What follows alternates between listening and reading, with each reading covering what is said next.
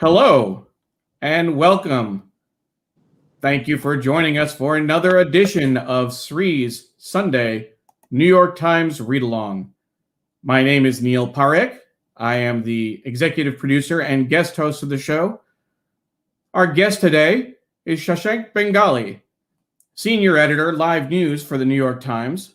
He is a former foreign correspondent for the Los Angeles Times and is based in Singapore. He also spent 5 years as the South Asia bureau chief, based in Mumbai. Our host, of course, is Sri Srinivasan, Marshall Loeb Professor at the Stony Brook School of Journalism and co-founder of Digimentors, a digital and virtual events consultancy. We are live on Facebook, Twitter, LinkedIn, and YouTube. We're also live on our website.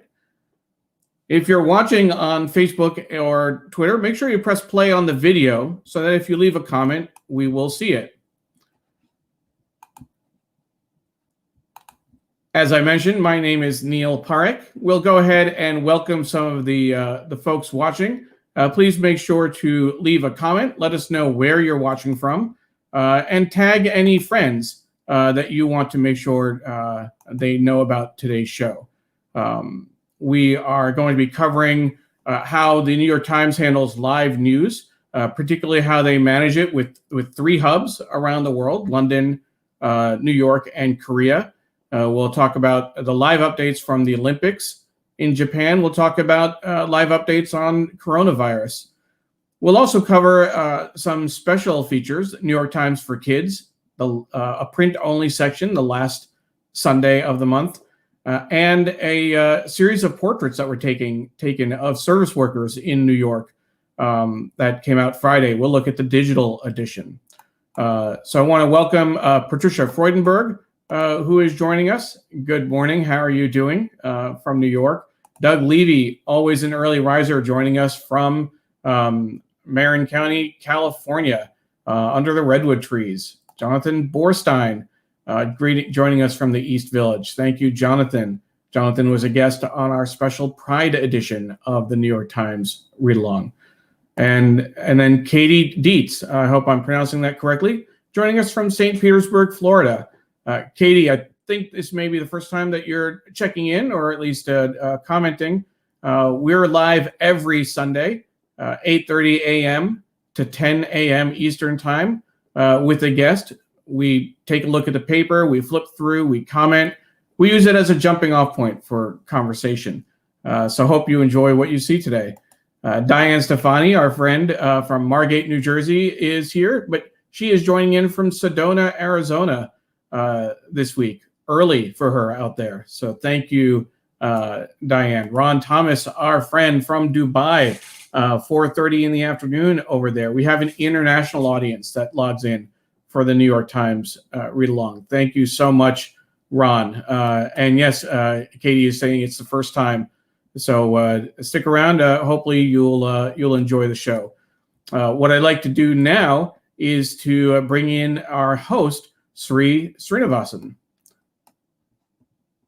Hello, Sri. How are you? I'm doing great. Thank you. How are you, Neil? Doing well. Thank you so much.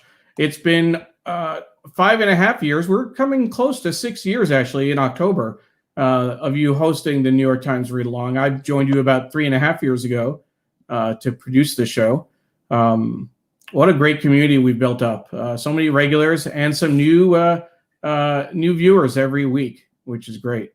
And I'm so excited that we'll be talking to Shashank out in Singapore. I've known him for a very long time, since he was a young reporter at the Kansas City Star, and has had an incredible international career, the kind of career that young journalists dream about. He's gotten to live it. So can't wait to talk to him about it.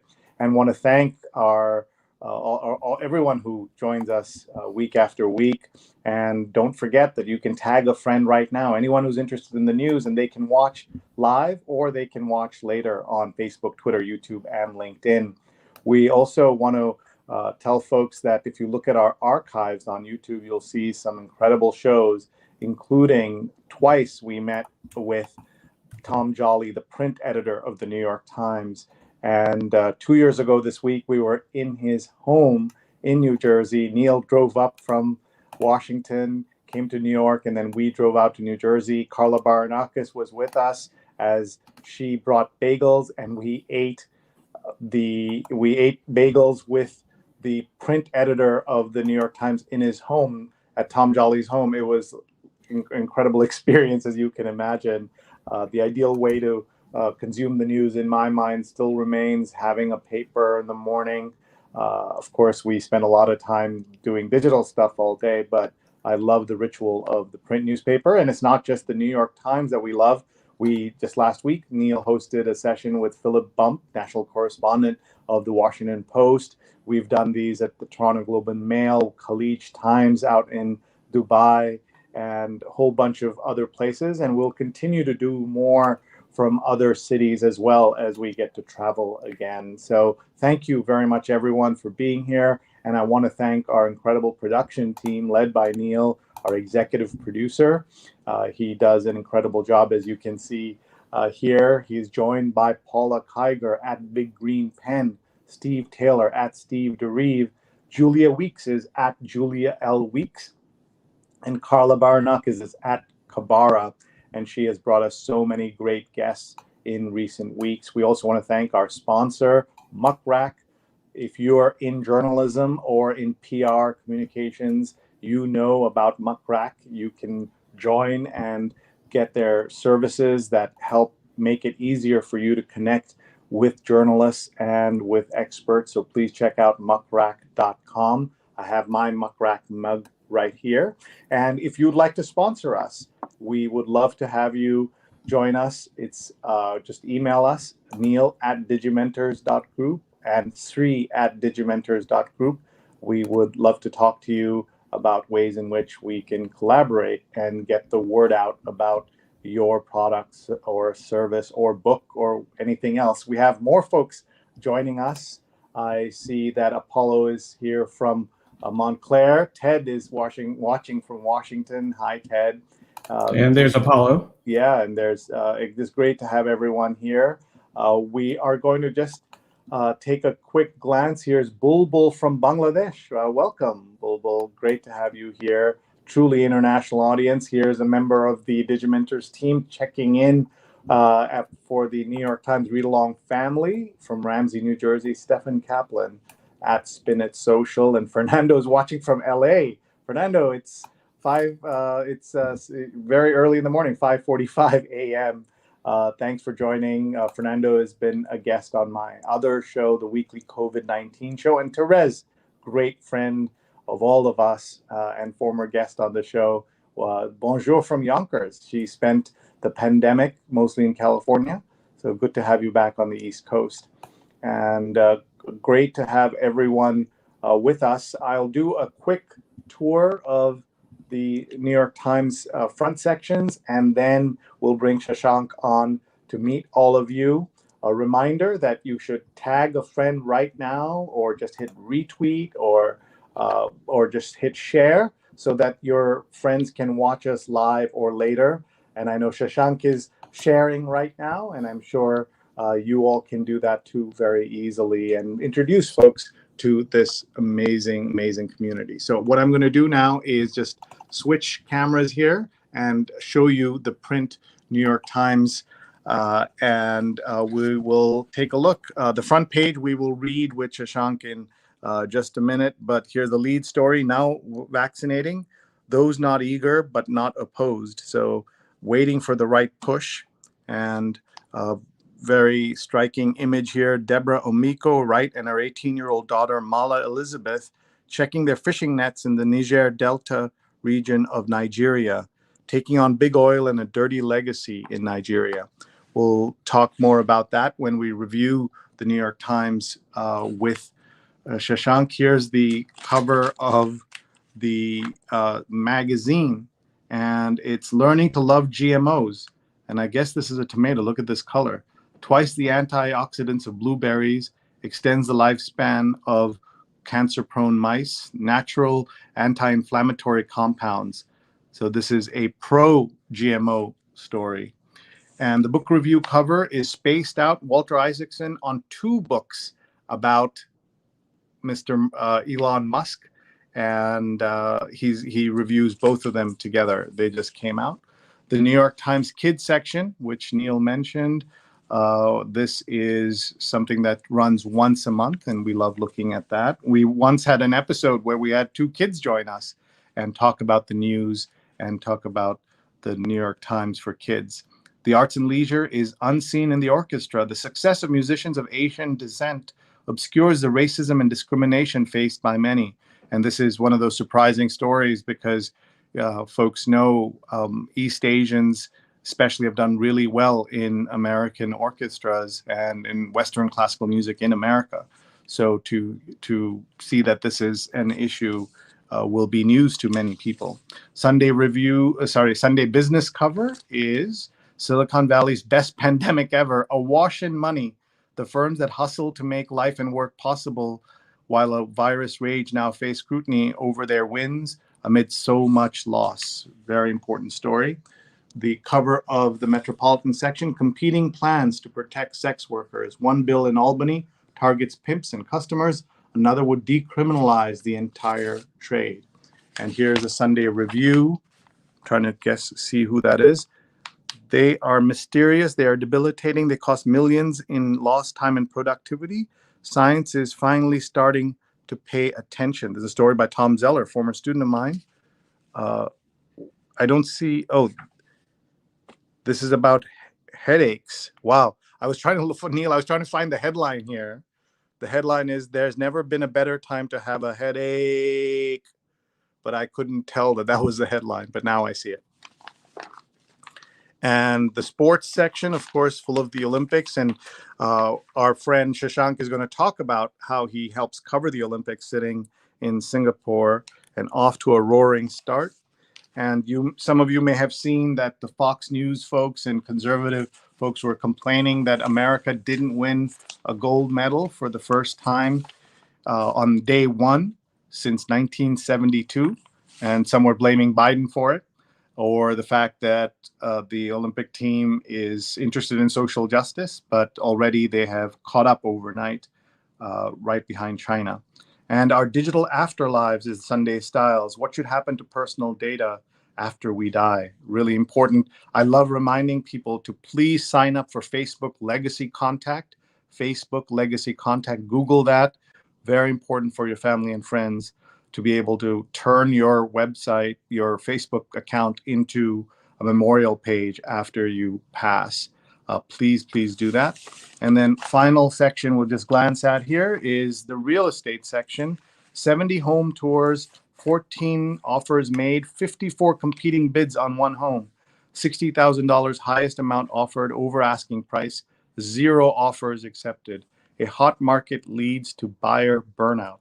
And this couple decided not to buy after all that's happening in the real estate market. So lots to talk about with Shashank.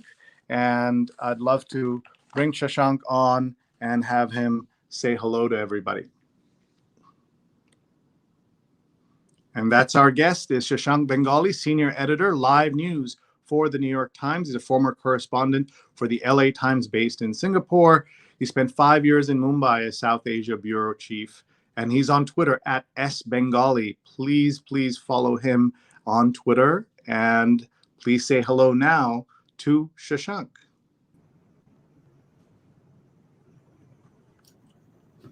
Hey, Sri, good to see you after a long time.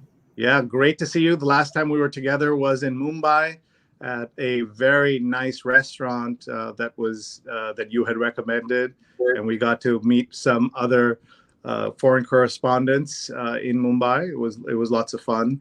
But the meal I remember with you was in Kansas City when I came by, and you took me to a restaurant there, and we got to talk. And that was, I think, the first time we had spent any real time together. And so this is flash forward at least a decade since then, maybe longer. And about here you are. I think. I'm sorry? Yeah, probably about 2 decades, I think, since. Oh my God. So I should tell everybody, because when you look at Shashank, he looks super young. He looks the same as I saw him the day we met 20 years ago. But he is a veteran journalist, as you heard from his incredible resume. And I'm sure, Shashank, you've heard people say this about you. Well, I can't take any credit for that, but it's nice to hear. And you yourself, Sri, haven't barely aged in the 20 years we've known each other. So, yeah, on the top a little bit. I've got some of the same issues. I'm a little bit behind you, but probably on my way. Well, great to see you. It's evening in Singapore. Tell me about what your Sundays usually like when it's not interrupted by us trying to get you on the New York Times read along. Sundays in Singapore are usually we take our kids to the beach, which we did this morning, and we spend the morning there. And it's more of a leisurely afternoon. We have 3.5-year-old twins, also a twin dad like yourself, Sri. So you know as well as me, what it takes to get young kids out of the house on a Sunday morning. So we try to do that early, tire them out, and they're in bed early, and we get a chance to kind of wind down in the evenings.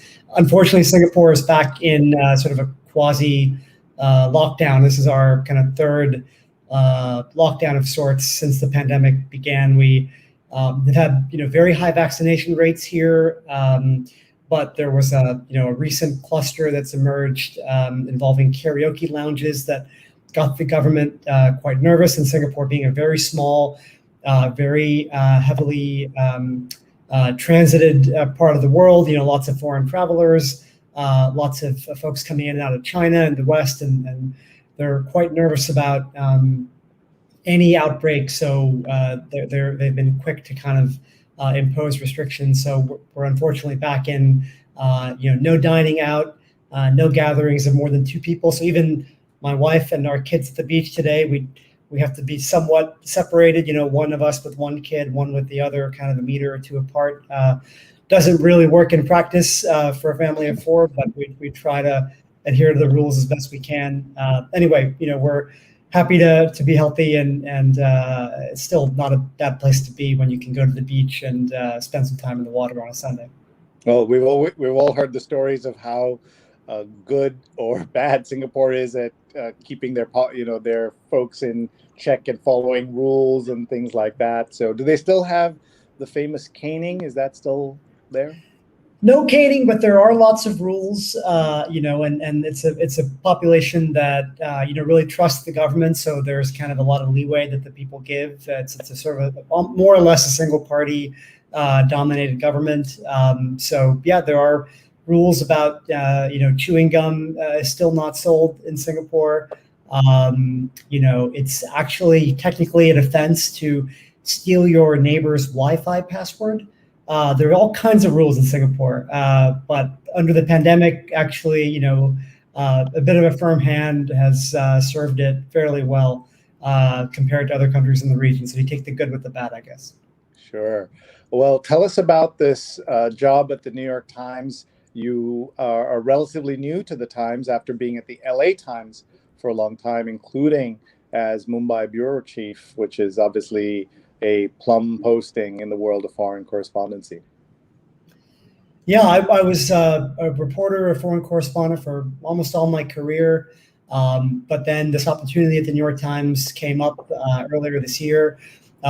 Just to tell you a bit about what it is, Mark Lacey, who is one of the top editors there, assistant managing editor at the New York Times, he has been tasked with building up a team to bolster the Times's live coverage of news events. So if you look at the Times website and you see, the coronavirus live blog, live briefing rather, you see the Olympics coverage, anything that has a live bug on it on the website or on your digital, on the app, is stuff that my team works on. Every part of the New York Times, every desk, you see an example right there. This is our Olympics live briefing that's been up for every day since early last week, even before the games began.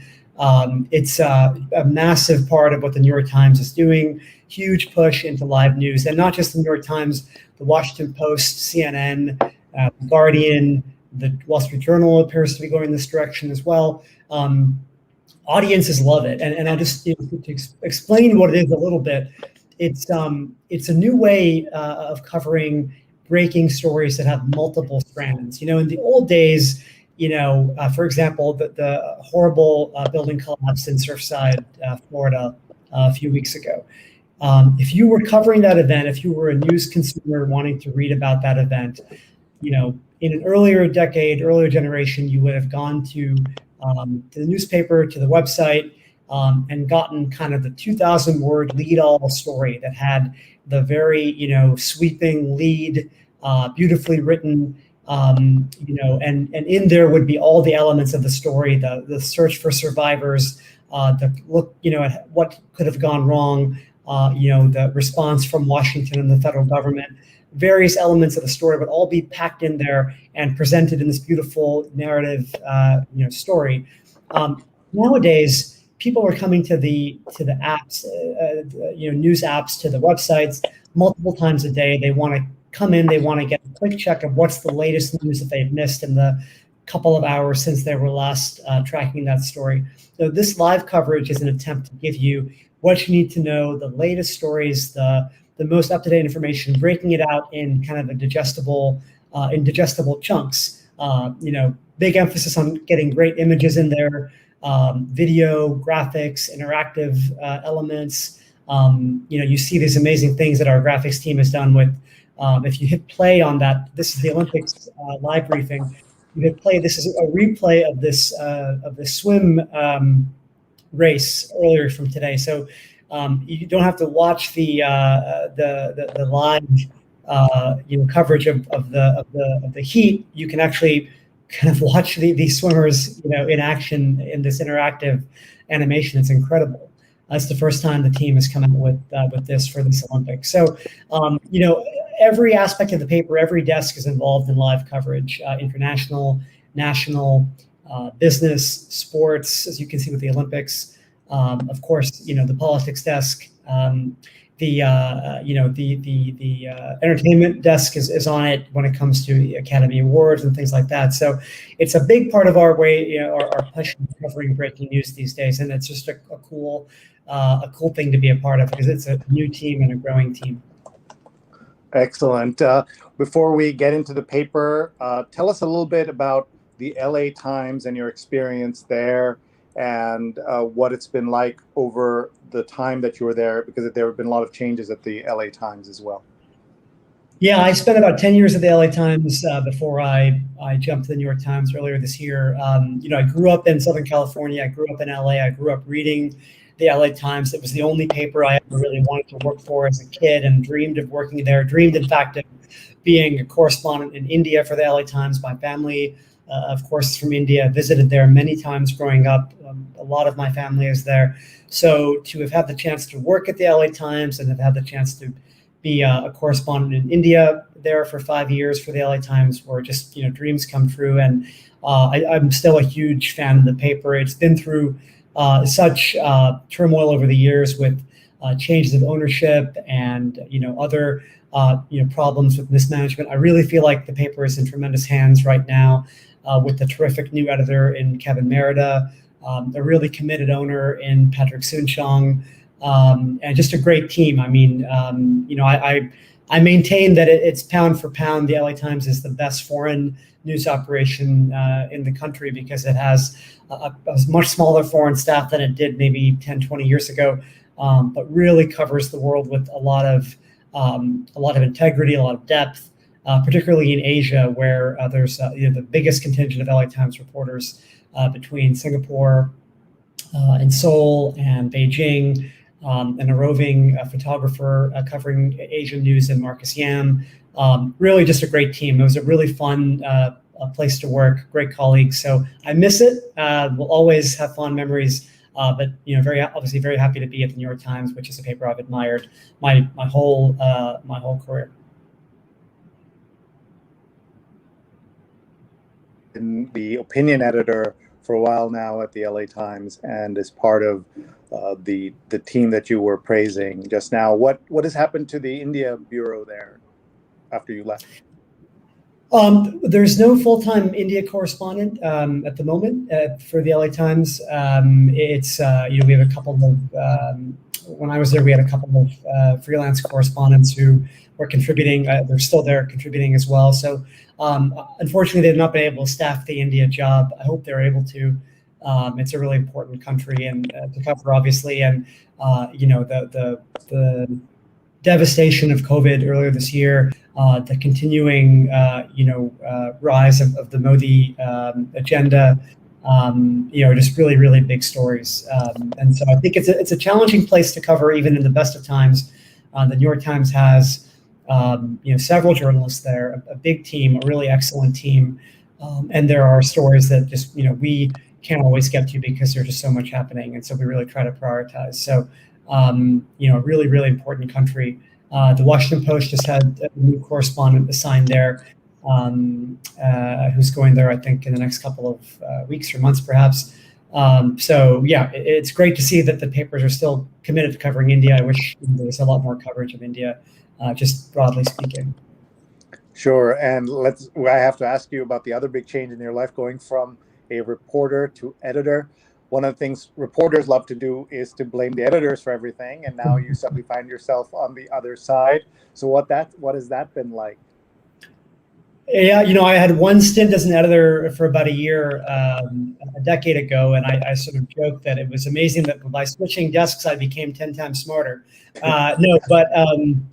It's really been refreshing, actually, to go back and try editing again. And then my job is a bit more of a hybrid position. Like a lot of things in the news business, these kind of old divisions between reporter, editor are really not breaking down, but they really are blurring a little bit. My exact title is editor/correspondent. So I do a bit of writing still. It's mostly an editing, coordinating job, but increasingly, the media landscape, I think, demands people who can do a bit of both. And I feel in some ways like I've been training for this job that I never imagined having. I feel like I've been training for it my whole career, between being a correspondent in Washington, being a correspondent in Asia, being an editor for a short time. I've learned to write quickly. I've learned to kind of synthesize news. I've learned about covering, travel in the Middle East and Africa and all over the world. And on any given day in this job, helping to run our live coverage, on any given day, I could be, covering conflict in the Palestinian territories. I've worked on the New York mayoral race. I've worked on the Olympics. Worked on the Mexico City train crash. Just in the first 5 or 6 months on the job. So I feel like everything I've done is built up to this particular job, which is a nice feeling that to feel like you've been preparing for this for a long time. And that's where, of course, the Singapore time difference with New York helps, because you were able to take up that overnight timing. You have 3 news hubs, right? You have London, Korea, and New York. How does that fit in, and what's the role of Singapore in that mix? Yeah, well, Singapore is just kind of where I was living when I got the job, and because of COVID-19 and travel restrictions, my job is based in London, but the paper has let me kind of work remotely. We'll be moving to London finally in the next several weeks, and this was sort of a temporary spot. But for the moment, while I'm in Singapore and we're wrapping up our time here, I've been attached to the Asia hub, which, as you mentioned, is in Seoul. Which, by the way, will surprise some folks that the New York Times Asia hub is in Seoul rather than in one of the more English-speaking cities.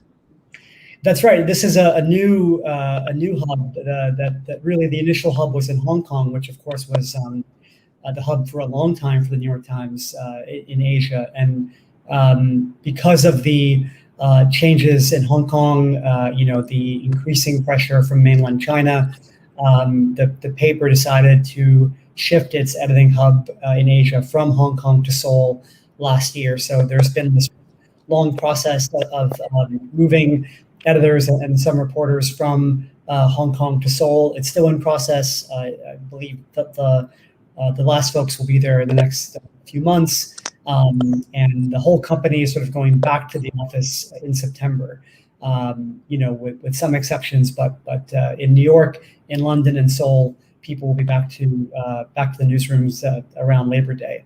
And so, what it does, having these three hubs, really gives the New York Times 24/7 editing expertise, around the clock. So when the New York day is winding down, we're waking up in Asia and we get a morning handoff from them. So New York signs off. They have handoff calls from Asia. We all are on Zoom or on Google Meet talking through the day. Any stories that New York is still waiting on, late breaking news, stories that may develop overnight in the US, are handed off to Asia to supervise. So the Asia team isn't just, of course, they're focused on covering Asia, and the reporters that they're editing are really focused on Asia.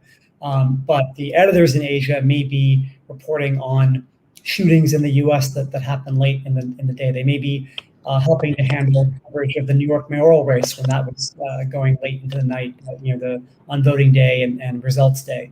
When the Mexico City train crash occurred, it was very late in the day in North America. And much of the early coverage, that the live briefing, in fact, that the New York Times ran, that was incredibly comprehensive, was mostly run from Asia and Australia. Damien Cave, who is the Sydney bureau chief for the Times, had, of course, been a correspondent in Mexico, knows the country inside and out, and really was crucial to covering the Mexico story. And most of our staff in Mexico, was still getting up and realizing what was going on, and of course they were deeply involved. But in the early hours, it was really Asia that was helping to keep that coverage going, setting up the live briefing, and then kind of staffing it in the early hours of that before it was handed off to North America and to Mexico. So it gives the paper 24/7 coverage. When our day in Asia is wrapping up, we hand off to London. And then when London is wrapping up 30, they hand off to New York. So there's really only ever, there's really almost never an hour in the day when there isn't, one hub fully staffed and running. So it really gives the paper tremendous ability to be on top of news at all hours, no matter where it breaks. And it actually, for a staff member, it's really, in a way, nice for quality of life, because I know that I can, switch off at a reasonable hour after a long day, long shift. I know that there's going to be excellent editors to hand off to, who are going to take the story and run with it. So it really gives us a tremendous amount of coverage around the world, and it's really nice to be a part of. Yeah, that's really cool. Before we go to the paper here, I want to talk about the papers behind you. You have some framed newspapers. Yeah, so this is my first employer, I guess, the McClatchy newspaper group. I covered the Arab Spring for McClatchy in 2011, 10 years ago now. So these are headlines from the day Mubarak resigned in Egypt. And here from the Miami Herald, this is the Charlotte Observer with the front page story that I co-wrote with colleague Hannah Alam about Mubarak's resignation. And then the Miami Herald, another story I write on the fall of Gaddafi. So reminder that I used to leave my desk and chase stories and not just hack away at a keyboard all day. I hear you. Well, that's great to have those reminders of incredibly important stories that you got to cover. So, folks, if you're just joining us, this is Shashank Bengali. He is an editor at the New York Times. The title is Senior Editor, Live News, and he's based in Singapore but moving to London. I know many people are jealous about that. And he has spent time as Mumbai bureau chief of the South Asia bureau chief in Mumbai for the LA Times, and he's new to the New York Times in the last few months. And we are going to be talking about the paper. Please hit share right now and let your friends and family around the world join us. You can tag them and they can watch live or later. And a big thanks to all the folks who are watching. Do the shifts rotate regularly is one of the questions that Patricia has asked. We sort of, there are editors who come on earlier in the day. In Asia, for example, there's always a morning news editor. There's a handful of editors who work sort of 10 a.m. to 6 p.m. There's always a late editor who comes on, around midday and will work until 8 or 9, sort of on the later shift. But what there really isn't is someone who works, say, until 10 or midnight, which used to be kind of necessary. Nowadays, folks in New York are working that late. They've got much bigger staff than we do in the regional hubs. But out in the regional hubs, you're either working kind of the morning shift, or you might be working the later shift, sort of noon to 8 kind of a thing. We want to welcome Pradnya Haldipur, former guest on the show on Mother's Day last year, and it's her birthday today. So happy birthday, Pradnya, and thank you so much for being here with us. We are glad to have you here. And everyone, tell us where you're watching from, how your Sunday is going. And if you have a question for Shashank, please ask him anything. And we'd love to hear from you. But let's take a look at the front page of the New York Times. I have been alerted in the meantime, while we've been talking, that there's something unusual on the front page today. And that is the bylines here. Every story has a byline by a female journalist. And I think that's pretty cool. I don't know how often that happens, but it shows you how much the New York Times has changed, how much the news industry has changed. Here's Julie Bozeman, Shira Frankel, Ruth McLean, Juliet McCord, my former student, reporting from Tokyo, and Ellen Barry, a former colleague of yours as a New York Times correspondent in India. Shashank is reporting from Boston, and then Cecilia Kang has a byline with Jim Tankersley. So there's a gentleman has sneaked in here on this. You're new enough to the paper that you may not know how often this happens, if at all, but just still striking to see that. Yeah, very cool. I mean, those are all tremendous journalists. Ellen, as you said, is and former New York Times correspondent in India, one of the best reporters and writers, I think, in the business, just a former LA Times reporter, I should say, as well. So she's terrific. Julie Bozeman's piece on the lead of the paper on folks in America, why are they getting vaccinated now? Who are they is really interesting. She wrote that beautifully with feeds from reporters around the country. Shira, a former colleague at McClatchy, there on the left of the disinformation article. She is a phenomenal journalist. Her book on Facebook that she co-authored is apparently a must-read. I need to get that ordered ASAP. Just tremendous talent. And it's called An Ugly Truth. That's the name of that book. And she wrote it with Cecilia Kang, who's here. So that's right. Nice combo. You were going through the bylines. Yeah, and I don't know Ruth McLean. Really love her work. These are all great talents. I was really struck by the Simone Biles photo too. It's not often that you see a vertical image like that on the front page. Just a really cool picture. That's a great profile too.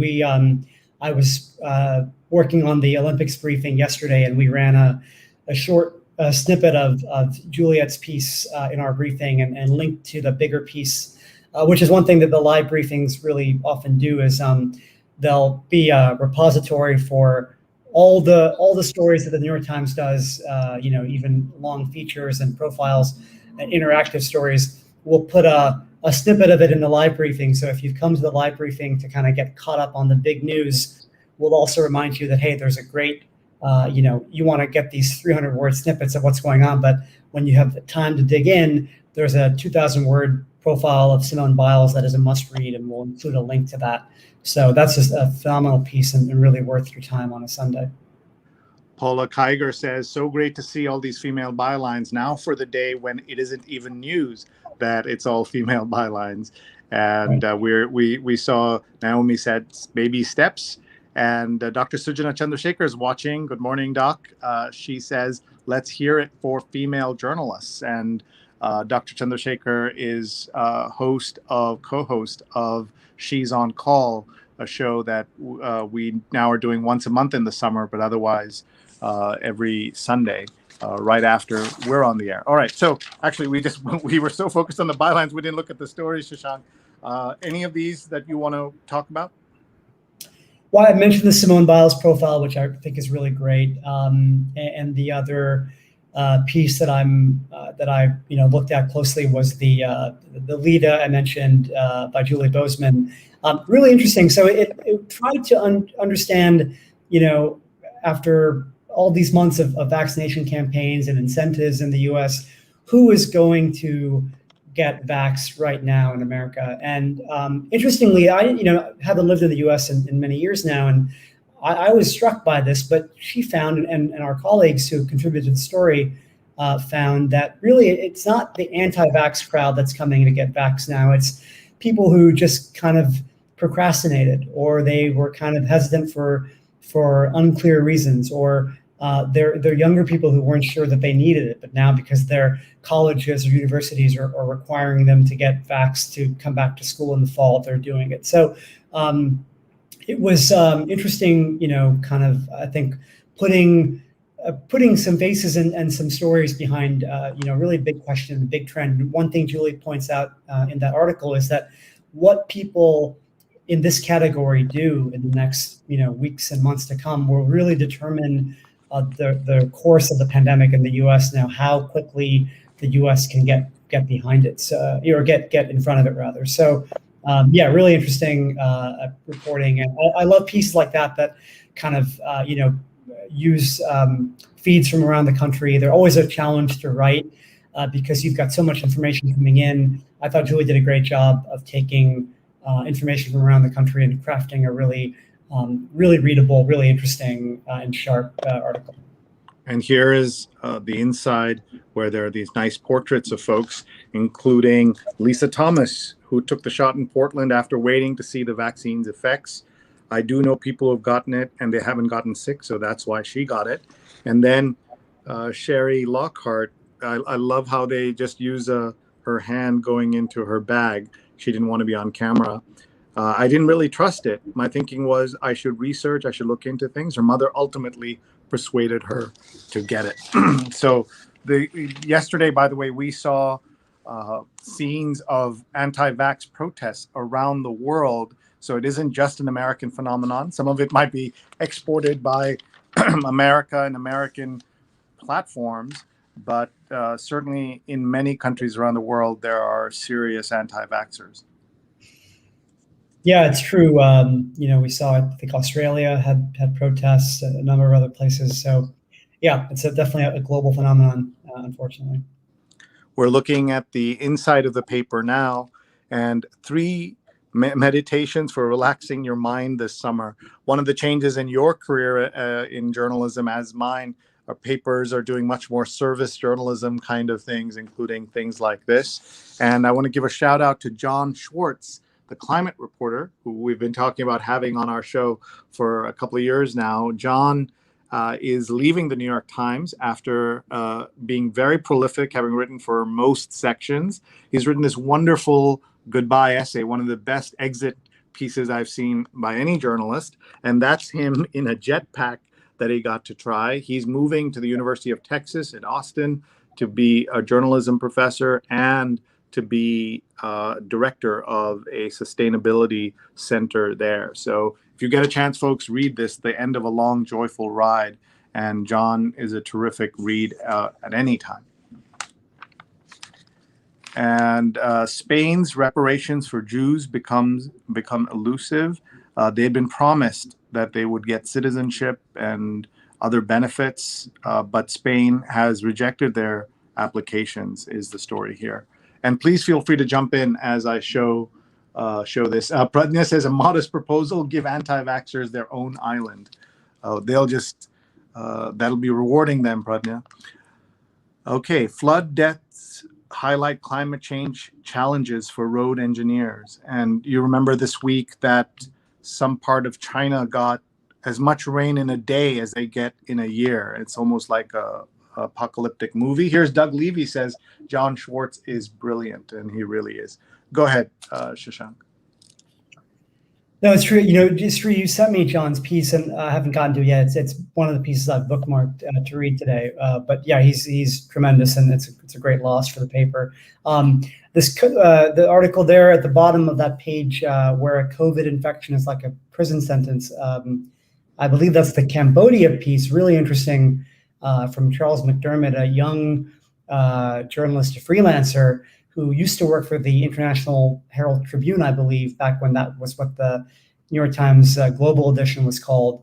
Charles also freelanced for the LA Times. Anyway, he's written a really kind of harrowing piece about what's happening in Cambodia, where the government has set up these, I'm not sure, I guess you'd call them not quite concentration camps, but quarantine camps. Anybody who tests positive goes into these camps. The government has not been forthcoming about how many there are, how many people are in them, but you're basically trapped in there for 10 days. The conditions are quite grim. There's a little food, little communication with the outside world. It's just an example of very draconian measures that some countries have taken, and it's a very draconian government there at the moment. The leader has been in power for more than 3 decades. So a piece I haven't read anywhere else, and I'm really glad that Charles came to us with it. It's worth the read. It's a reminder, I think, that countries that we don't often hear about, are dealing with this the health crisis in different ways, and sometimes very troubling ways. Hey, Neil says, Shashank, your knowledge of the paper and the individual reporters is brilliant. And of course, I've got to read as much of this stuff as possible. And of course, tell us, please, if you have any, if you've worked on any of these or your colleagues have, do let us know. Here are the Team USA colors, and Ralph Lauren is the official outfitter of the Olympic team. So I know Ralph Lauren is the outfitter for the U.S. Did you see the video-driven piece that the New York Times did about the Liberian Olympic outfits? I did. That was really great to see. Really cool.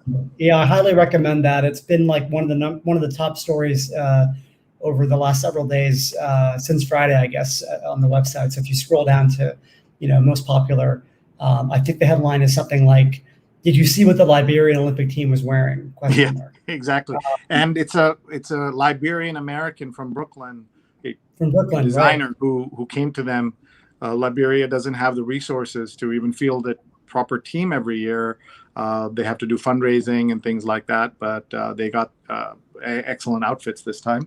Here's a full page ad: journalism by the New York Times, technology by Facebook. Yeah, this is Telfar, ex-Liberia. This is the segment. Look at Neil just producing these stories. This is these links and excerpts on screen. That's the video piece you were talking about. Great to see. Yeah, really cool. I'm just showing on screen here. The newspaper has a full page ad for gymnastics in Tokyo on Instagram. This is an AR initiative. And it's so interesting. Of course, the New York Times has a story on the front page going after places like Facebook for the misinformation, and then they're also partners with Facebook, as you see here. By the way, that story, which we didn't discuss in detail, but the Shira Frankel story is really important. It's about the most influential spreader of vaccine misinformation is a guy named Joseph Mercola. He's an osteopathic physician in Florida. And I think everyone should read this to understand how people are benefiting from misinformation. We often think that people are doing this only because they're skeptical or hate the administration or something like that. But there are people benefiting from that, and he is one of them. And so definitely do check out that story. Here's that Nigeria story and the importance of photography, what the Times does overseas. I think can't be overemphasized. It's such great work. And defying Orban, Hungarians display LGBTQ support, both a celebration of pride and a protest against a new law. Orban was praised yesterday by J.D. Vance, the author of Hillbilly Elegy, who is running for office now, running for Senate. And that tells you what kind of man he is if he's saying good things about Orban. And in Johnson's backyard, the first stirrings of a post-Brexit rebellion. We know that Mr. Johnson fought for and lied about the benefits of Brexit, and now trouble is coming. I saw for the first time, Shashank, when I was in Greece this summer, that all the Brits who could have gone on the EU passports line, which are completely empty, they had to be on this side with the non-EU passports. Just that one example of having to stand in line for so much longer is why they shouldn't have Brexited. But here you see what's happening now. Wow. You'll be in that non-EU passport line, won't you? That's right. Not before too long. Let's see. Jurassic fossils found with Google Earth help. More than 1,000 scientifically significant specimens were unearthed in the Cotswolds in June. So that looks like a fun story. The World Jewish Congress is writing a letter to President Biden on rising anti-Semitism. And historic homes get a lift in flood-prone Charleston. And so there's a story out of South Carolina. And I bet cities like, or small city-states like Singapore have to be extra careful about climate change. Absolutely. Singapore has committed to spending a huge amount of money they've already done a great deal of mitigation. It's a very low-lying country, and they've done a lot of dredging and kind of built a lot of natural, or not natural, but built a lot of artificial defenses around the island, but they're going to be doing much more of that too. So it's one of the countries that can actually afford to do something about it, because it's a very prosperous country, very small country. But you think about, Thailand and Vietnam, low-lying countries that have much greater surface area, much more prone to flooding. Yeah, it's really going to be a major reckoning in this part of the world. This is that doctor, by the way, Joe Mercola. And planned bust at Tennessee Capitol has been removed. And there's a bust of Nathan Bedford Forrest, a slave trader, Confederate general, and Ku Klux Klan leader, which is in Nashville, and that's been removed. And some of us heard of him for the first time because Forrest Gump says in the movie and the book that he was named after Nathan Bedford Forrest. And here's an unusual ad from Montefiore Einstein. These are hospitals in New York. Live and Let Live, about living organ donors and why that's important. I think when you get a driver's license here, you are asked if you want to be an organ donor. And of course, if you can, you should say yes. And New Jersey Attorney General brings lessons to new SEC jobs. So I guess this is Gurbir Grewal, who was the state attorney general for 3 years. I guess he's moving to the SEC. I had missed that story. So that's exciting. He's done a lot of great work in New Jersey. And U.S. moves to drop charges against Chinese researchers. And let's keep going here. Is ranked choice voting good for New York City? Were you able to figure all that out while you were covering the race? It was a challenge, yeah. So I'm curious your view. How do you think ranked choice worked, and what was what's the feeling in New York? Yeah, I think there was so much confusion about it. I think people went into the voting booth without knowing exactly what it meant, and Andrew Yang tried to do with Ms. Garcia some kind of trading supporters and things like that, but I don't think it was very successful. But it was confusing. But yeah, I think you're right. A lot of confusion, and even the night of, people were trying to figure out what it all meant after the vote had been cast. So I don't necessarily think it's a bad idea, but I think it will take some getting used to and some explanation as to how it's going to work. People were still grappling with it. All right. Camp staffing issues during siege of COVID can end summer.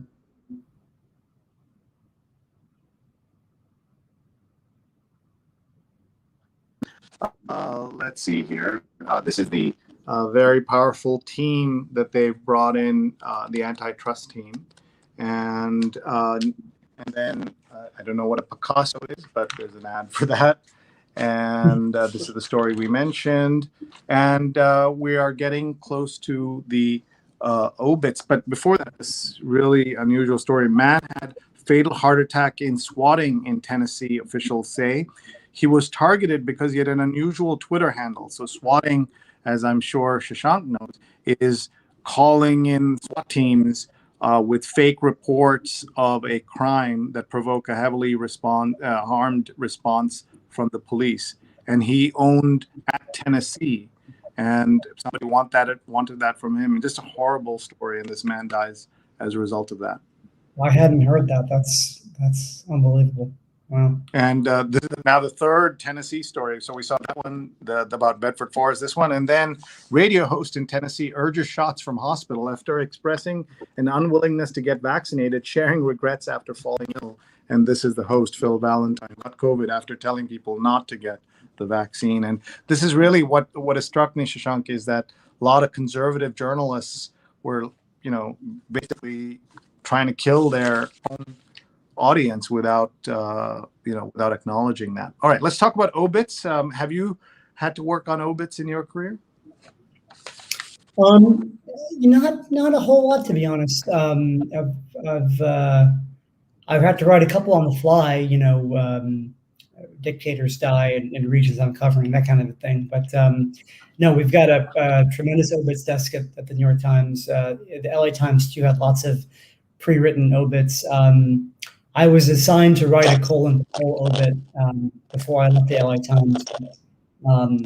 Didn't get it done before I know that sometimes journalists who retire then get kind of assigned, or they get freelance gigs to write obits for other papers. So maybe that's if I can do in my in my retirement years. It's really a great obit, as you know, is such a pleasure to read, and really can really be a lot of work, and really be really well written. The Economist, I think, does some of the best obits out there. They always find some obscure person that you would never have thought you wanted to know about, but then they just do this incredible obit. They might do it a month after the person has passed away, but they're always worth the read.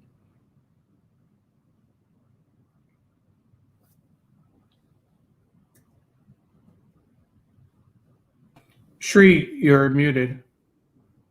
Great, thank you. Alice Clark Brown, 60 black star who dazzled audiences in a mostly white circus. And this obit is written by Neil Genslinger, who has been a guest on our show twice. And so, hi, Neil. And this is a great obit here. And then Jackie Mason dies at 93, turned fetching into a comic gold mine. And he, some of you will know his work. He was also caught on camera saying, calling, using a slur against both former Mayor Dinkins and President Obama. He was a Giuliani supporter against Dinkins, and was against Mr. Obama as well, President Obama as well. But he's gotten a big treatment here, disrupting a long line of family rabbis to gripe from the stage. And I like that. Turn kvetching into a comedy goldmine is a really good headline. Yeah, what do you do for phrases like that end up in copy for international audiences? Like most people outside America, and I guess in Israel, wouldn't know what kvetching is, or other words that sometimes come in there. Do you adjust them, or do you just leave them? That's a good point. I think, I'm mostly working on the digital side now, and I think we definitely try to make the headlines a little more conversational, a little more accessible, like you said, to a global audience. So that was a classic print headline that we'd probably, make it we would definitely, I would think, change that for the website and for digital. But there's a reason why there's both products that have got different audiences. Pernell Chopin, 91, researcher who focused on viruses, and Bruce Kirby, a journalist who transformed sailing with a sketch. dies. Self-taught creator of the laser used in Olympic events. So interesting careers that folks have. All right, we've gotten through the front section, and we have another 3 hours worth of work here in 30 minutes, Shashank. Your conversation is just so interesting. Everybody, we're talking to Shashank Bengali. He is a New York Times editor in Singapore, moving soon to London. We've been talking about his career as well as what's in the paper today. Please tell us where you're watching from. Please ask questions. And it's just great to have Shashank with us today. He's at @sbengali on Twitter. I'm sure you're asked this all the time, but you're not Bengali, even though you have Bengali in your name. That's right. Yeah, no, my family's Gujarati, and Bengalis are always baffled because no Bengalis are really called Bengali. So they're always, it's kind of a joke, it's like someone asks me, what's your last name? And this happened in India all the time. What's your last name? I say Bengali. Oh, you mean Chatterjee? No, Bengali. Oh, like Mukherjee? No, Bengali. It's, it's like a Abbott and Costello routine. But yeah. And what is the origin of that? Do you know? So I think as best we could figure out, my dad's side of the family, they're a Gujarati trading family, and a lot of Gujaratis don't have surnames, and they were kind of assigned surnames by their line of work. And so the best we can guess is that at a certain point, one of my ancestors was doing business in Bengal and in Dhaka or Calcutta, many generations ago, and maybe they were known as Bengali Wala or Bengali. And that kind of stuck. I did meet a Bengali. Amazingly, I met one of the most prominent economists in Pakistan. Is named Kiger Bengali. He lives in Karachi, and he's got family in Los Angeles, actually. But we met in Karachi on a reporting trip I did to Pakistan a few years ago. So it was amazing to meet a Bengali Gujarati in Pakistan. I saw a sign for a Dr. Bengali in Kashmir. So we're all over the place. You just don't know about it, about us. We're kind of everywhere. Neil, who is a fellow Guju, will be happy to know that you are a Gujarati and that Guju's in the house. We were just talking about obits. We love telling people about the app Miss You Graham. If there's someone in your life that you want to pay tribute to, so do check out Miss You Graham on your favorite app store. All right, let's just you pick where we go next. Oh boy, let's look at sports just because we're in an Olympic time. Although I guess, yeah, they've got good matches on the front. So tell us about how you've been covering the Olympics from Singapore. So I've been very much in a supporting role. We've got a huge team in Tokyo, and the sports desk has been running this live briefing. And my role and the role of my colleagues on the live briefings team is just to kind of help with staffing. So I've been working Asia hours, backstopping the folks in Tokyo when they're running to the press center, when they're running to venues, dealing with logistical issues in Tokyo, which there have been quite a few, as there are at any Olympics. We're kind of making sure that the briefing gets updated constantly with the latest results, with graphics, with better headlines, watching for news beyond the Olympic bubble. So yeah, that's been a big part of my job the last week, and the next 2 weeks will be helping out with Olympics coverage. And by the way, there are anti-vax protests in Japan as well, which is kind of surprising to me. And by the way, Japan and Tokyo is where I was born. So I had been hoping last year that I would be at the Olympics, but of course that didn't turn out to be possible. Tournament that's being played in a twilight zone. Sorry, go ahead. So you can go to LA in 3 years. It'll be a shorter trip. There you go. A tournament that's being played in a twilight zone. I'm not sure why that headline, but I look forward to reading that. Different mentality, different result. U.S. dominates New Zealand. Do you find that you have to adjust the kind of America centricity of the coverage that comes out in the American editions, or it's understood it's the New York Times, so it'll be always America centric in terms of the sports teams? I think, obviously, yeah, our biggest audience, even online, is still in the U.S. And so we will definitely cover U.S. teams very closely. But yesterday we had articles about, the youngest athlete in the games was from Syria. We wrote about her. We wrote articles about the Japanese gymnast, the great gymnast who But unfortunately, didn't make the medal podium. Yeah, there you go. Uchimura, Kohei right? Uchimura, yeah. Yeah, I think 2-time gold medalist didn't qualify. Yeah, so we do a mix, but yeah, it's going to be more U.S. centric, just for our audience. Look at this photograph of him after he fell. Yeah. Just really beautiful and sad, of course, capturing that. And 127 people with Olympic credentials, including 14 athletes, have tested positive so far. A question about NBC. This will be surprising for non-Americans to hear, but this is the first time we're able to really see the Olympics live, the Olympic opening ceremony live in America, because for years NBC has always tape delayed everything. And so this is progress, but the rest of the world, of course, watches it in real time. And teams must, so there's a baseball story here. And fewer dropouts, more champions. This is an ad from Secret, the deodorant company. And here's a Paralympic cyclist and cross-country skier named Oksana Masters. This is about her. And you pick where to go next. Let's see. Let's do arts and leisure. I'd be honest, I've not read anything in arts and leisure. That's okay. This is, and you. When do you get the paper at the office? Does it show up like at 10 a.m. or but you're not in the office? Have you even seen the print paper in months?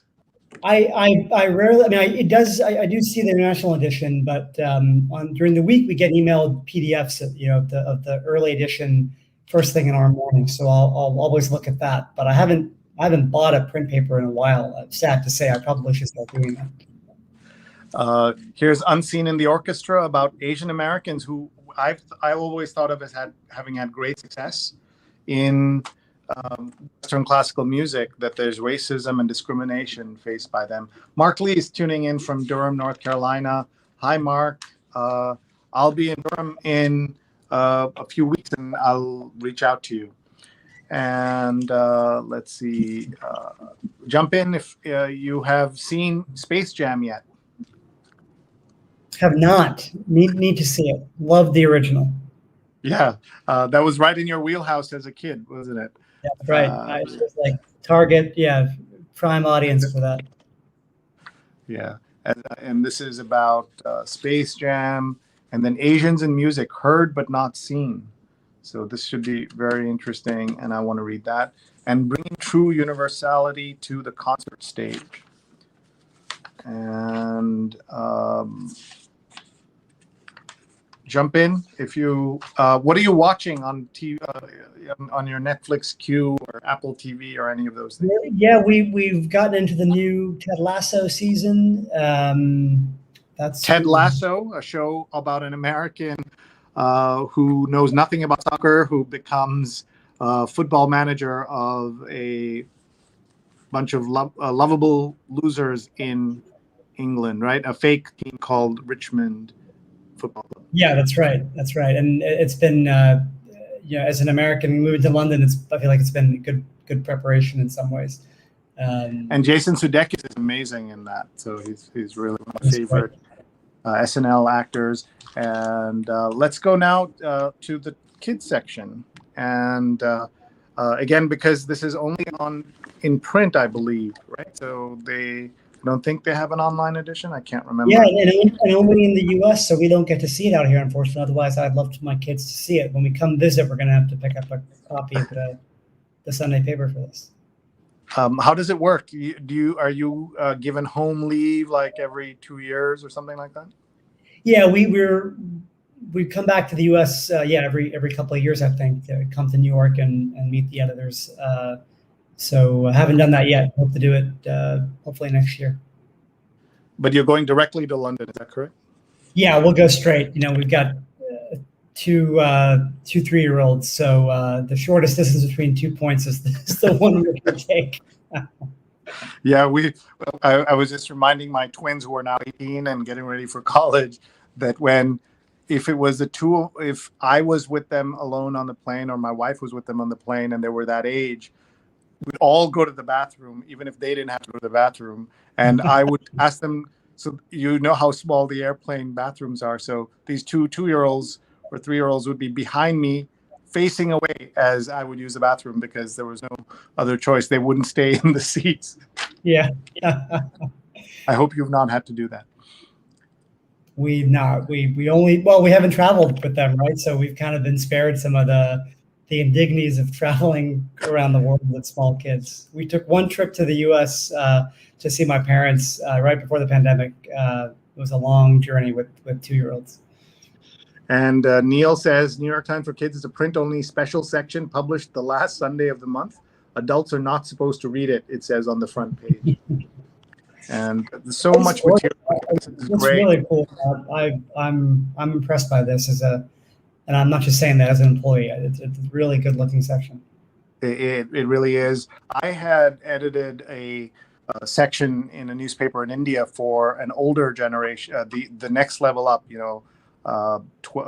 like teenagers. It was really aimed at teenagers. And there's a lot of power in this kind of journalism. The ability to get people interested in the news, giving them facts, just getting them to think about good information versus bad information. Yeah, and I think it's we think that the kids of this generation are going to be all into everything on digital and on tablets and phones and stuff. But actually, I think from what I see with my kids, we have iPads and stuff in the house, but they still really prefer to. If we have a paper in the house, they want to touch it and see what it is and look at the photos. And this is just a great presentation. And hopefully, you grab some readers for life early on. It says the kids section alone is worth the subscription. That's a great comment. And Therese has a comment as well. I can't wait to send this section to my granddaughter when she gets older. She's 2 now. So once a month. This is the section in the Times that they run. So this is cool. All right, just a time check here. We're about 15 minutes with Shashank Bengali. Where would you like to go next? Let's see. How about business? I'm intrigued by that rainbow image. I think you mentioned that's the Silicon Valley story. Yeah. That's correct. Yeah. Awash in money, the firms that hustle to make life and work possible while a virus raged now face scrutiny over their wins amid so much loss. So this includes the restaurant apps that take too much of a percentage, things like that. Crypto nomads surfing the world for risk and profit. And do you own any Bitcoin, sir? I don't. I really don't. My brother owns some Bitcoin. He's a bit younger, more financially savvy. I've avoided it. How about you? No, I do not. Here, there was a comment from Mark Lee that I will just show folks again. And it says, I remember as a kid studying the clouds, loved knowing the different types of clouds. That was a cloud section that we just saw in the kids section. I know Neil has lined up for us a special section about healthcare workers and frontline workers. So let's take a quick look at that as well. And then we'll come back here. We've got the book review is also something that I love reading. And Neil, you want to just walk us through this since you've seen this? Yeah, this is a photo story, really, but also well written about 115, I believe, sort of service workers in the service industry in New York and how they kind of helped the city get through the pandemic. So taxi drivers, people who work at nail salons, delivery people, butchers, personal trainers, all just, people from all walks of the service industry, all ethnic backgrounds, really interesting and beautifully shot, all black and white photos. And they're just kind of very simple. And the text is worth the read. The text just says, as we all kind of hunkered down, these folks were dealing with their own struggles in the pandemic and how they kind of navigated those to keep working. Home healthcare workers and things like that. So just, the presentation online, I didn't see it. I don't even know if it ran in print, but the presentation online. There was a special print edition, print section that ran on Friday that I saved for our show. And then the house. It just kind of disappeared from my. I don't have it with me, but this is great, and people should definitely. All right, let's. I want to show folks the book review, and the book review. Two books about Elon Musk on the front page, written by the reviews are by Walter Isaacson, who of course wrote the definitive book on Steve Jobs, and also a great book on Da Vinci, which I recommend on Leonardo that everyone should read if you are interested in kind of that kind of history. What do you make of Mr. Musk? Oh, obviously brilliant, but there's so much noise about him around, in social media and things like that. It's just kind of all a bit irritating. But undeniably, what he's doing is with his company is pretty tremendous. My dad, was one of the many who tried to get on the list for both the Model 3, the Tesla. In the end, it was going to take forever. But the guy's obviously inspired people with this product. We want to tell folks that August 1st, we have another Neil joining us. Neil Amdor is going to be with us, former sports editor of the New York Times. And he's an author, director, and producer. It'll be a fantastic show. I just can't wait to next week, Sunday at 8:30 a.m. Eastern. Please tell your friends to join us. And he'll talk about the Olympics, of course, and so much more. So that's why we booked him. For that time. I neglected to say, Sri, that Musk book is written by Tim Higgins, a guy I used to work with at the Kansas City Star, and I haven't talked to him in years.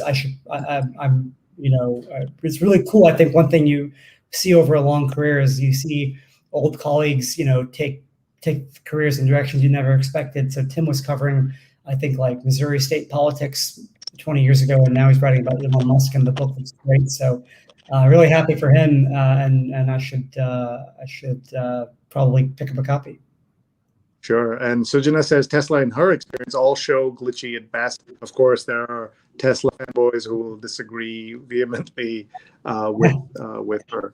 Let's look at the bestseller list, and you tell me if you've read any of this. With your twins and your work, you probably don't have as much time to read, but The Paper Palace, Miranda Cowley Heller, is the fiction #1. 9 Lives by Danielle Steele, Falling by T.J. Newman, The Last Thing He Told Me by Laura Dave, and People We Meet on Vacation by Emily Henry. And on the nonfiction side, How I Saved the World by the deplorable Jesse Waters from Fox. This is Your Mind on Plants by Michael Pollan. I love Michael Pollan's work on on food, including his advice, eat less, mostly plants.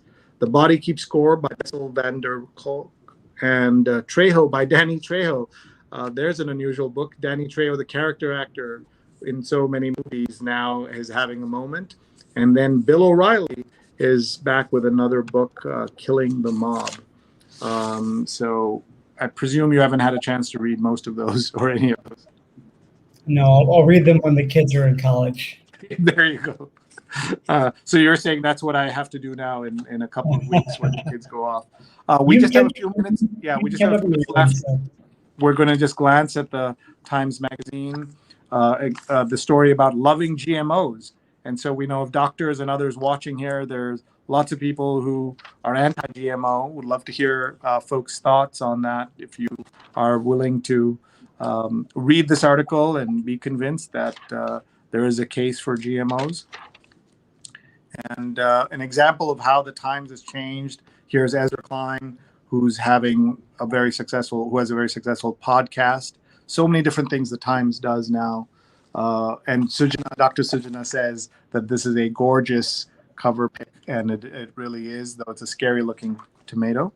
And can I contact my estranged sister's grown children without going through her? This is the ethicist column, which I love to read.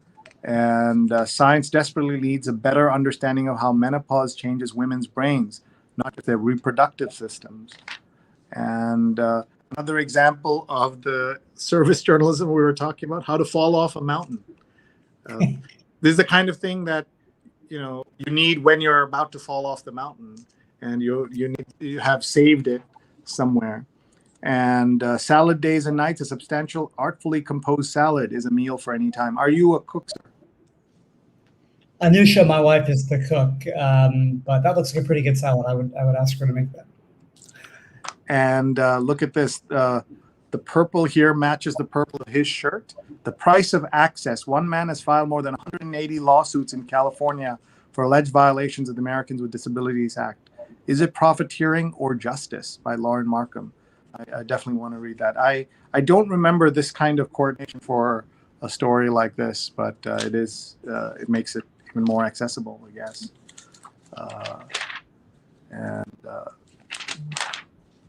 Is Asia, do you think, getting better at being accessible to people with disabilities? I know India has always had problems with that, but other parts of Asia may be better.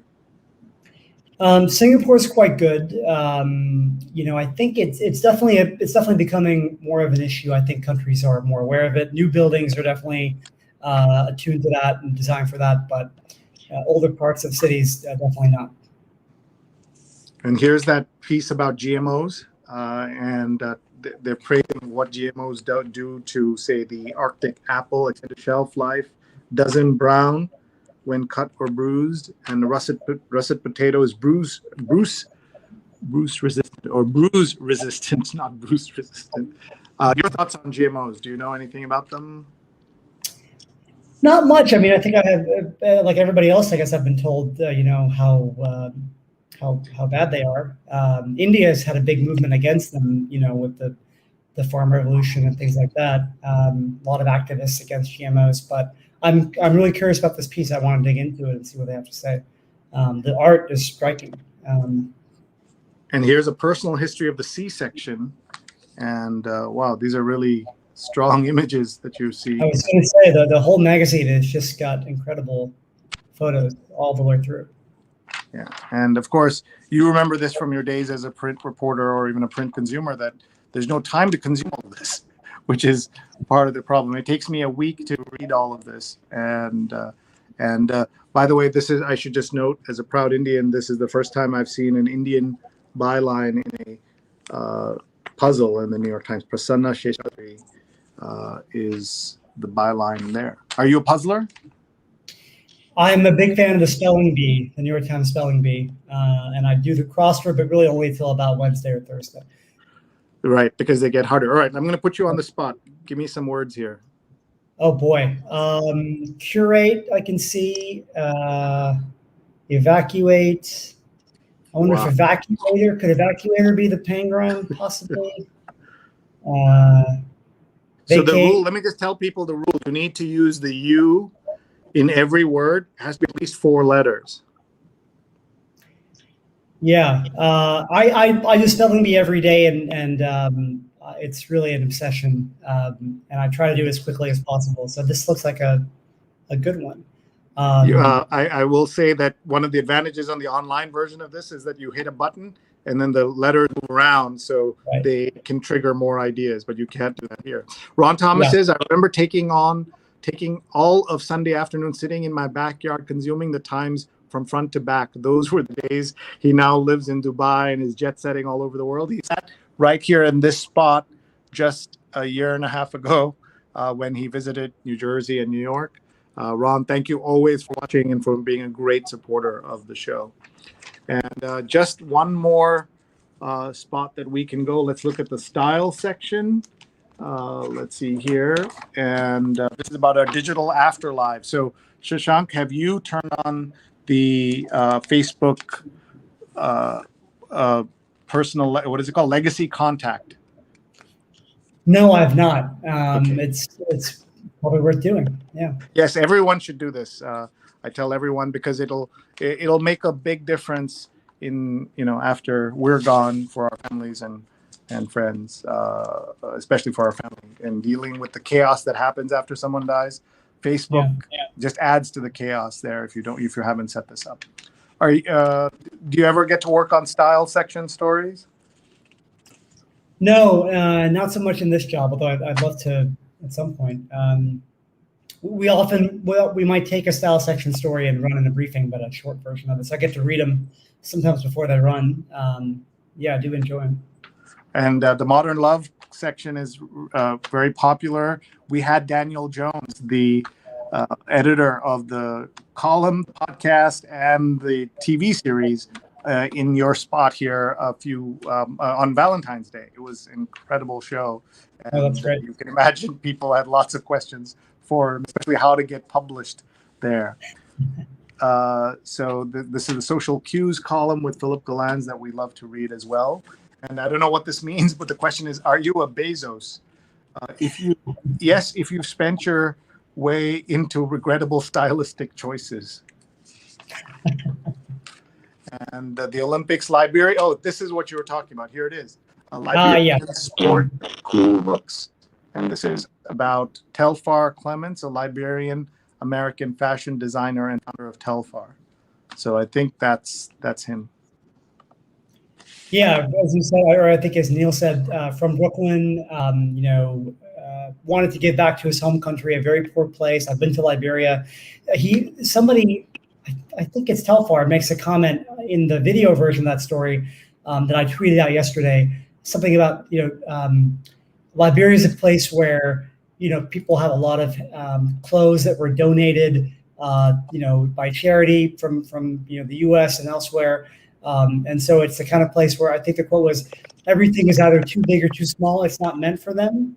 And so the fits are just kind of crazy. They wear a lot of long dresses, long shirts, because, it's all kind of hand-me-down stuff. So you see there in the bottom right image, the men and women are wearing these long gowns, basically, as part of one of their Olympic outfits.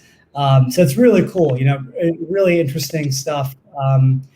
Highly recommend the article. And they look great. I'm not sure how they'll do on the medal stands, but probably not the point. They're going to look pretty awesome.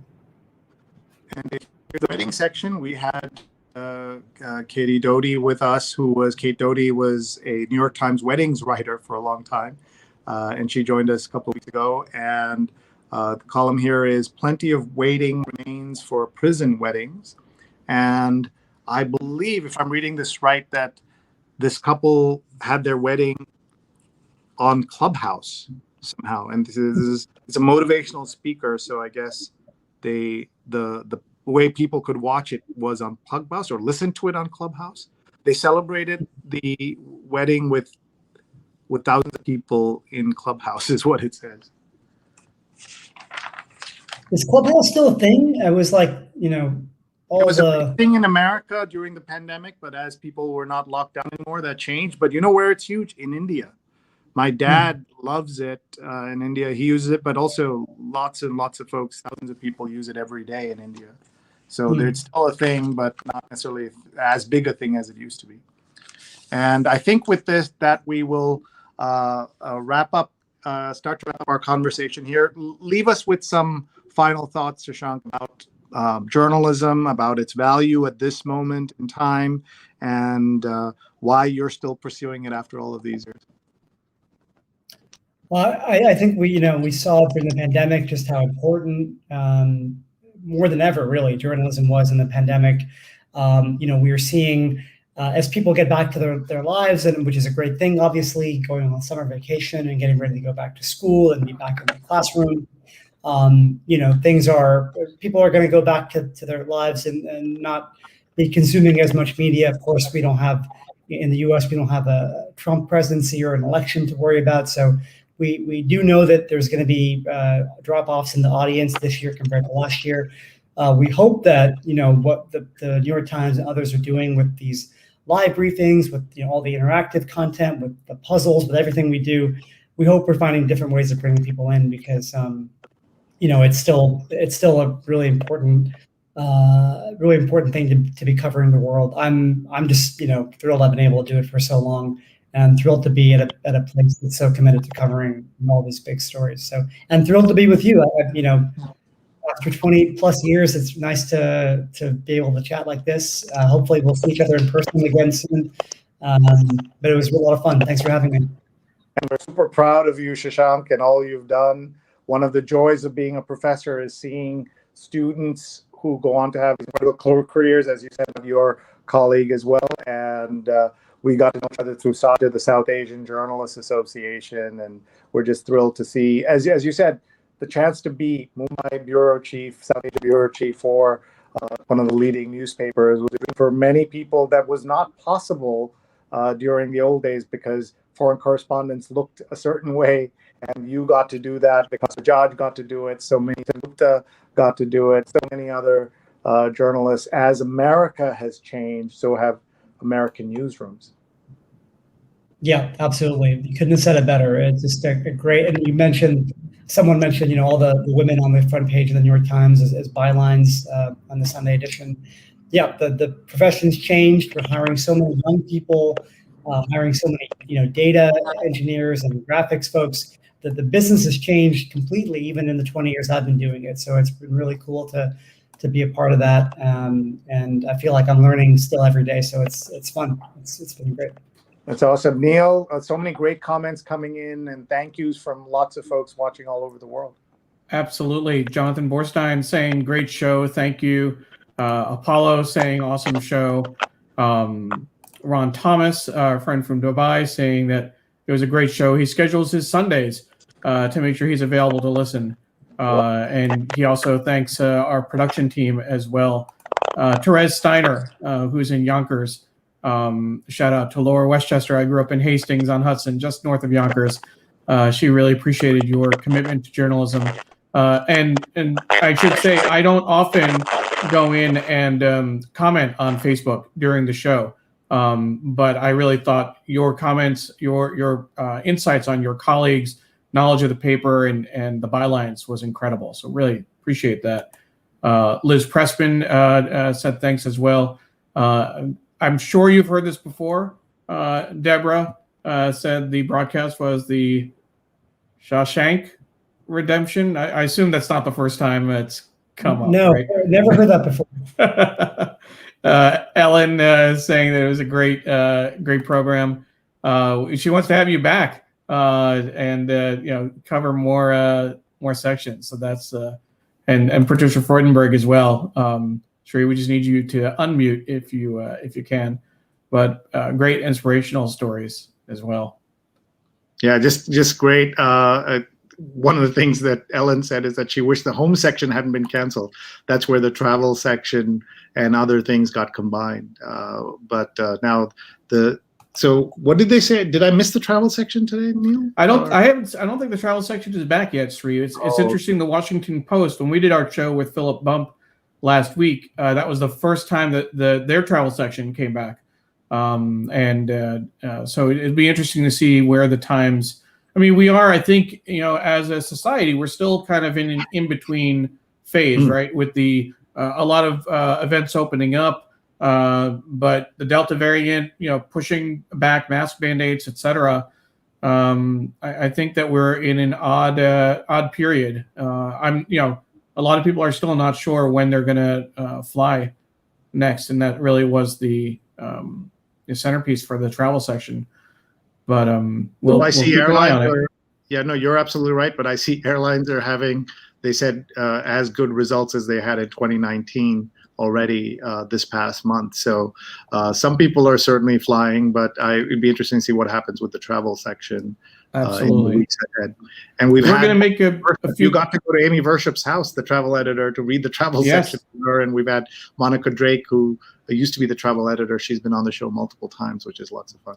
This was January of 2020, before we realized what was happening. I was at her house, and Seb Modak, who was a 2019 traveler, was there as well. So that was an incredible honor and a privilege to look at. We were actually looking at the 2020 list of places to go. There are 52 places to go together, and she was walking us through it. So definitely in the before times.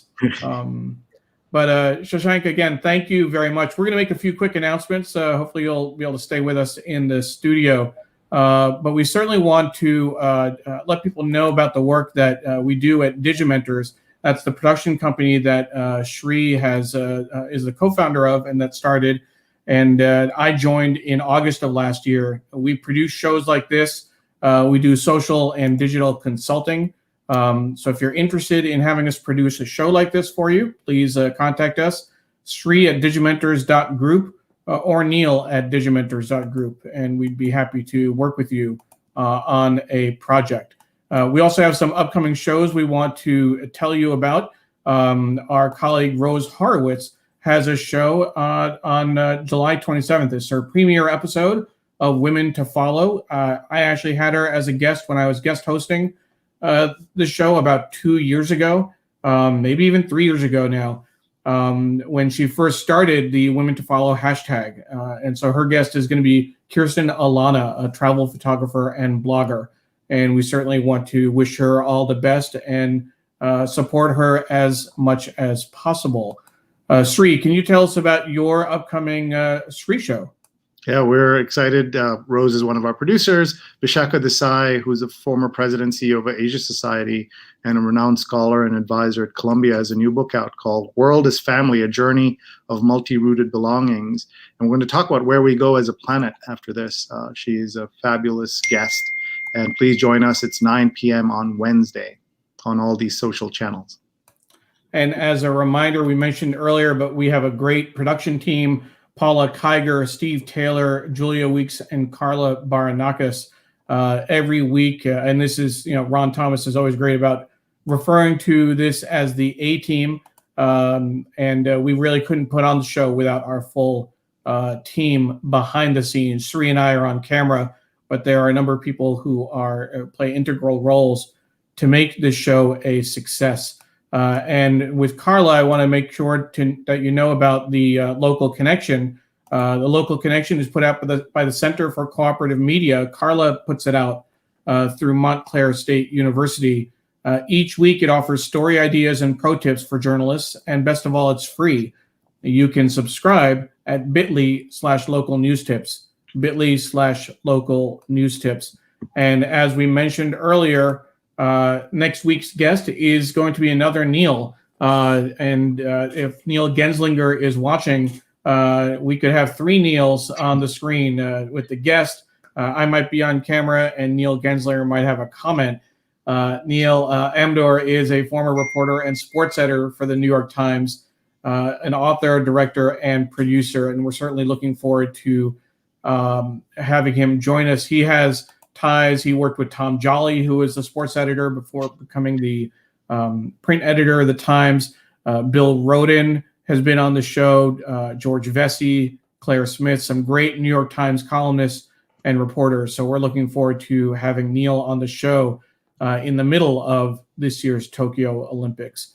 Again, Carla. And I have a great story, Neil. I just want to say I have a great story about Neil Amdor and Arthur Ashe that I will share when we're all together. Yes, Neil covered tennis for many years and was an incredible reporter. And he also did great, in terms of hiring journalists of color in particular when he was editor. So we're looking forward to next week's show and looking forward to your Arthur Ashe story, Sri. So with that, we'll wish everyone a great weekend and look forward to you joining us next week. Thank you. Thank you. Bye-bye.